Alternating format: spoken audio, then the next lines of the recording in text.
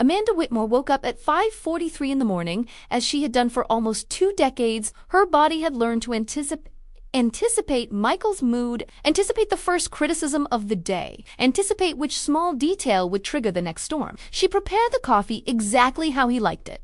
Strong, no sugar, served at 6:15 sharp. 17 minutes. That was the time she had for herself before the performance began again. Through the window of her home in Portland, Oregon, Amanda looked at the empty garden. Michael said flowers were a waste, that she had no skill for it, that everything she touched died anyway. So the garden remained just with cut grass, reflecting the order he demanded in everything. Amanda was 43 years old, but the eyes in the mirror told an older story. When was the last time she had truly laughed? She couldn't remember. "The coffee is cold" was the first phrase Michael said coming down the stairs without even touching the cup. "I just made it. It's hot," Amanda responded softly. "It's cold." "You never can do anything right, can you?" And so another day began. For 19 years, Amanda had justified, rationalized, forgiven. How many times had she fallen to her knees, asking God to change her husband? How many times had Michael apologized, swearing it would be different? And she believed because she loved that man, or at least loved who he promised to become. But the apologies always came with conditions. "I'm sorry, but you provoked me. I'm sorry, but you shouldn't have disagreed."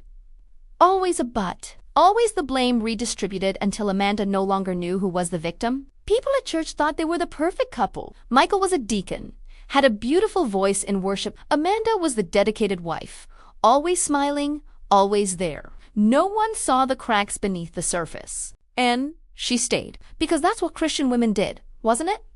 They endured. They forgave. Each time she thought about leaving, guilt consumed her. What if she was giving up too soon? But there was another reason. She still remembered the young man from college, full of dreams. They were going to change the world together, build a beautiful family. Those dreams were ghosts now, but she couldn't let them go. That afternoon, organizing the pantry, Amanda found wedding photos. She barely recognized the 24-year-old girl smiling, eyes shining with hope. Where had that girl gone? For the first time in years, she allowed herself a dangerous question. How much of myself have I lost trying to keep this marriage alive? And the silence that came in response was devastating. She had lost everything. That night, locked in the bathroom while Michael watched TV, ignoring her completely, Amanda asked another even more dangerous question. What if God never wanted me to live like this? She didn't know yet. But that question would change everything. It was the burnt toast that broke Amanda. It was a regular Tuesday in March. For 1 second, just 1 second, she got distracted looking at a bluebird in the empty garden. In that second, the toast burned. Michael came in, saw the smoke, and exploded. He shouted, throwing the toast against the wall. "One simple task, and you can't do it." Amanda stood there, watching the black crumbs slide down the wall, and something inside her cracked. "I forgot," she said calmly. Dangerously calm.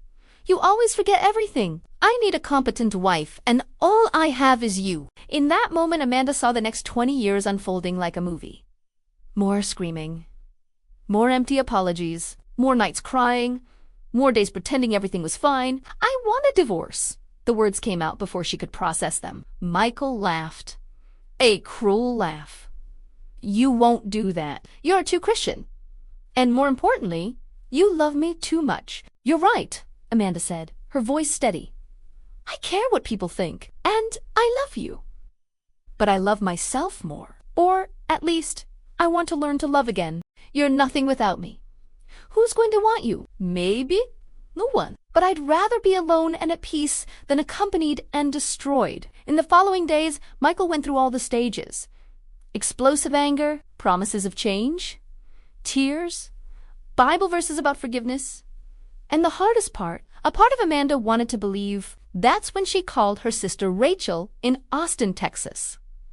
"Rachel," her voice broke. "I need help." And everything came out. 19 years of pain and an hour of crying. "Amanda," Rachel said, her voice choked up, "I always knew. You have a place here. Take what you can and come today." Now, but Amanda still had one thing to do. She scheduled a meeting with Pastor Helen, prepared for judgment, prepared to be counseled to hold on tight. But when she told her real story, Pastor Helen cried. "My dear girl," she said, holding Amanda's hands, "God never wanted you to live like this. Marriage was made to reflect Christ's love.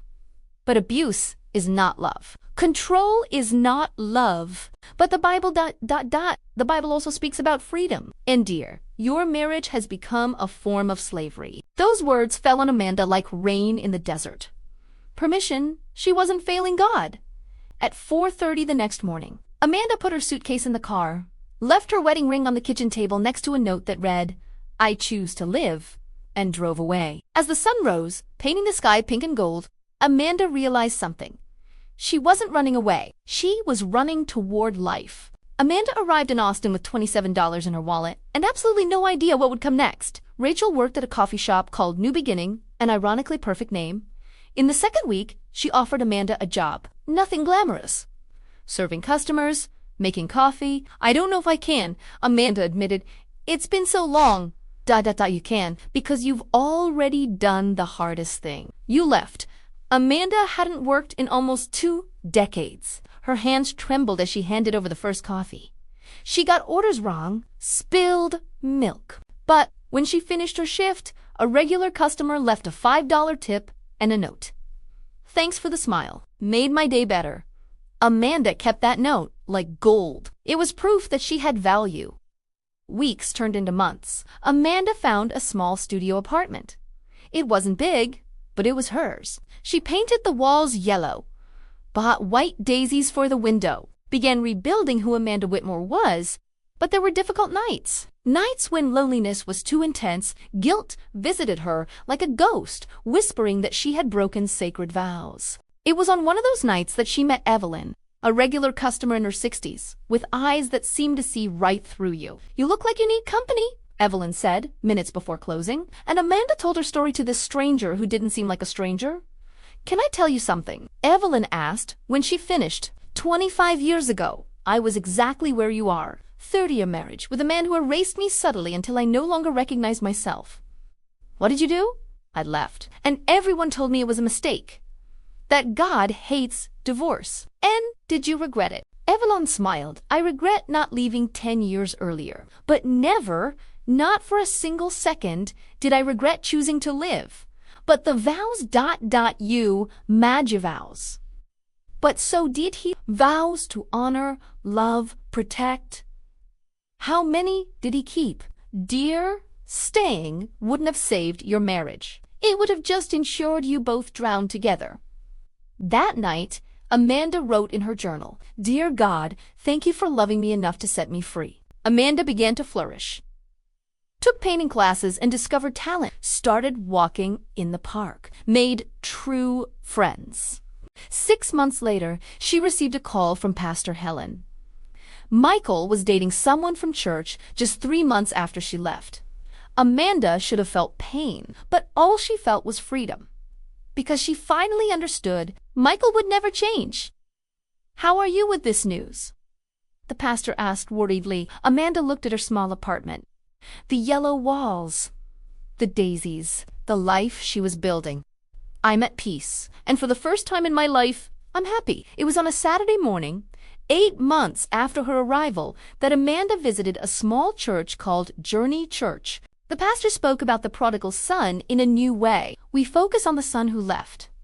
But what about the one who stayed? He was also lost. Sometimes the most lost are those who remain in places that are slowly killing them." Amanda felt as if someone had turned on a light. After the service, Patricia, a woman in her 50s, invited her to a support group for women in transition. There, Amanda met other women with stories of loss and new beginnings. And for the first time, she didn't feel alone. She began to write not just journals, but stories. Tales about women finding strength. Rachel encouraged her to create a blog called From the Ashes.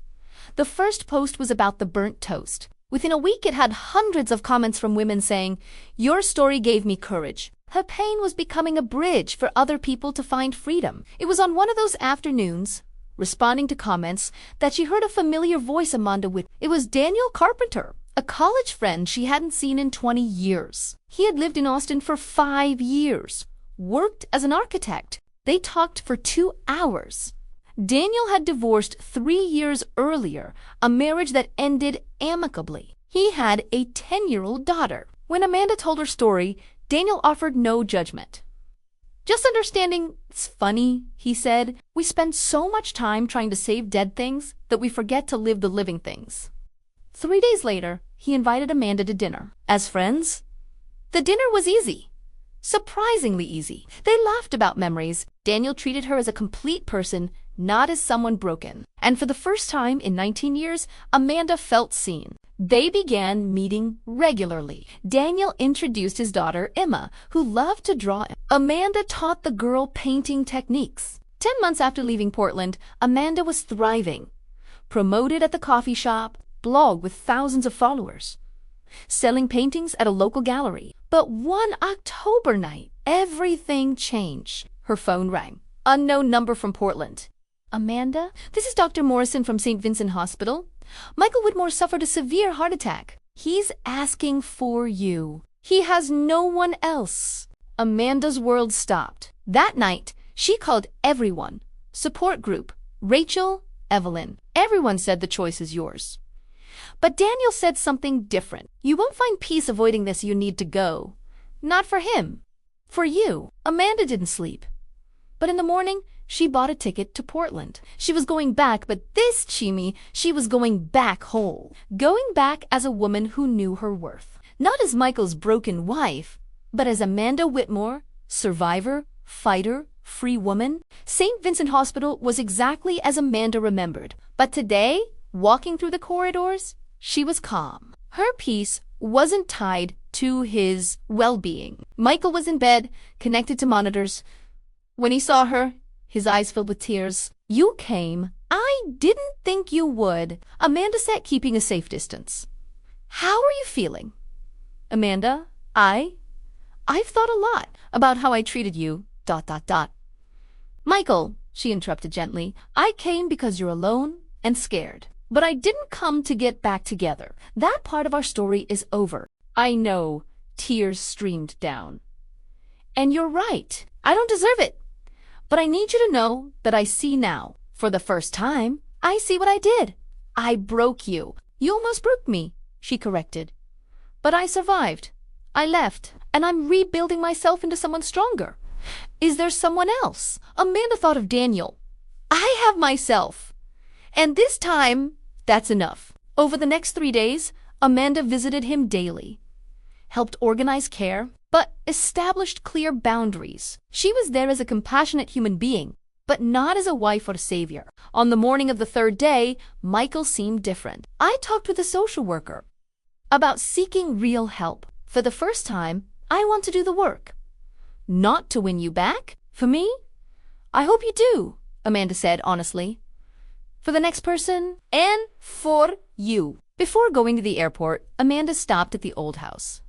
She parked and just looked at the windows where she waited for the day to be different, at the empty garden. She took her wedding ring from her purse and said out loud, "I release you.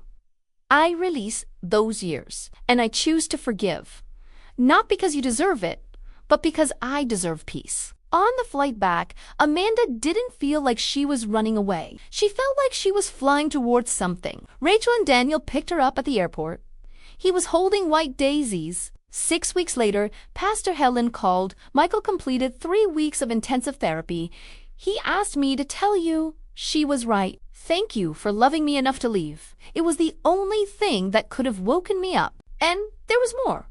Michael signed the divorce papers, said it's time for both of you to truly move on. Amanda just breathed. Deep, cleansing, as if she had held her breath for 19 years. 2 years later, Amanda was in her own art gallery, New Beginning, surrounded by vibrant paintings and blog essays. It was the launch of her book, From Burnt Toast to Free Flight. Rachel, Evelyn, Patricia, the support group, Emma, everyone was there. And Daniel, always by her side. "When I left Portland 2 years ago," she told the crowd, "I didn't know if I would survive. But I learned we are more resilient than we imagine. This book is for every woman who has ever felt trapped. My message is simple. You don't need to set yourself on fire to keep others warm. She looked at Daniel. And if you're lucky, on the other side of the loneliest journey, you find people who teach that love doesn't hurt. La vie aussi. After the event, an older woman approached. I left a 42-year marriage 3 months ago. I read your blog and saved it. Reread until I had courage. You saved my life. They hugged, crying. That night, Amanda and Daniel walked hand in hand under the stars. You know what's funny? She said, for 19 years, I prayed for God to change Michael. He didn't change. I was furious. Now I understand. God didn't change Michael because that was never the right prayer. It was for him to give me courage to change my own life. She stopped and looked around at the life she had built, choice by choice. Sometimes miracles look like endings. They look like loss. But on the other side is reconstruction. And that life you rebuild with your own hands, that's the true miracle. Amanda Whitmer finally understood the deepest truth. She wasn't a survivor. She was a winner. She wasn't a work in progress. She was a complete work of art. She wasn't defined by 19 years of pain. She was defined by the courage to choose something better. And from the ashes of that old life, something beautiful beyond measure had grown. She had grown, complete, free, unstoppable. Sometimes you have to lose who you were to find who you should be.